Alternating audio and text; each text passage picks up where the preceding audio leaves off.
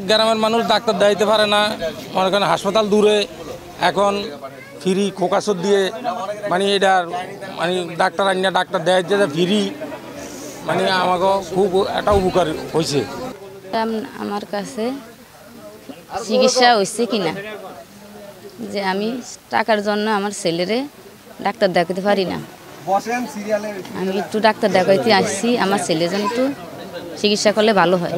আমাদের গ্রামের অনেক উপকারিতা আছে, ডাক্তার ফ্রি পাইতে আছি, আমরা ভালো ডাক্তার পাইছি, মানে আমরা দেবে ডাকাতে না এসে আমাকেও অনেক উপকার হয়েছে।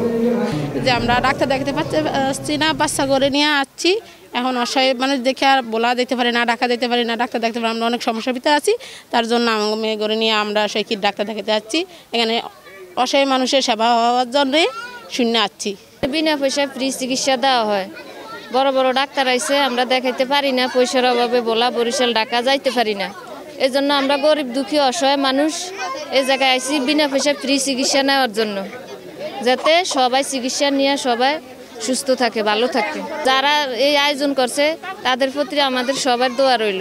বৃদ্ধ পরিবারের সন্তান, আমরা দিন এনে দিন খাই, রত করে ফেটে খাই, আমাকে বিভিন্ন রোগ ধরনের সমস্যার কারণে আমরা অনেক কষ্ট পাচ্ছি, আমরা অনেক ভুগতেছি।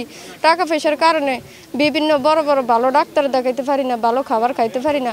এখানে গরিব অসহায়দের ভালো চিকিৎসা বা সেবা হয়, এই কথা শুনে আমার আম্মাকে আমি নিয়ে এসেছি। ফ্রিতে এখানে আমরা দেখাইতে পারবো, কোনো টাকা পয়সা আমাদের লাগবে না।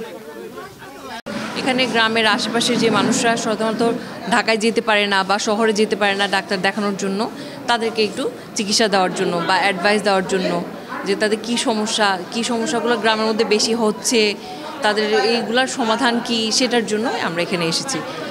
আমরা এখানে আসলাম, এখানকার গ্রামের মানুষও সবসময় প্রয়োজনীয় চিকিৎসা সেবা পেয়ে থাকে না, কিন্তু এখন হচ্ছে কি আমাদের মেডিকেল কলেজ থেকে এই মেডিকেল ক্যাম্পটার একটা আয়োজন করা হয়েছে, যেখানে আমরা মেডিসিন, সার্জারি, গাইনি এবং ডেন্টাল সব ডিপার্টমেন্ট থেকে ডক্টররা এসেছেন, যাতে এখানকার গ্রামের মানুষরা একটা প্রয়োজনীয় সেবাটা তারা পেয়ে থাকে। তো এখানে এখন অনেক রোগী আছেন, তাদেরকে প্রয়োজনীয় সেবাটা দিতে পারলেই হচ্ছে আমাদের মেডিকেল ক্যাম্পটা আসলে সার্থক হবে। আমরা যতবার যেখানে ক্যাম্পে গেছি আমার মনে হয় মানুষ উপকৃত হয়েছে।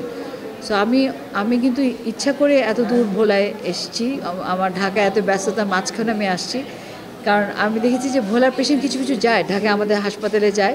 আমার কাছে মনে হলো যে আমি যদি এখানে এসে আরও যদি ওদের সান্নিধ্যে আসতে পারি তাহলে ওরা উপকৃত হবে, এই আশা নিয়ে আসছি যে আমার ভোলা মানুষদেরকে উপকার করার জন্য।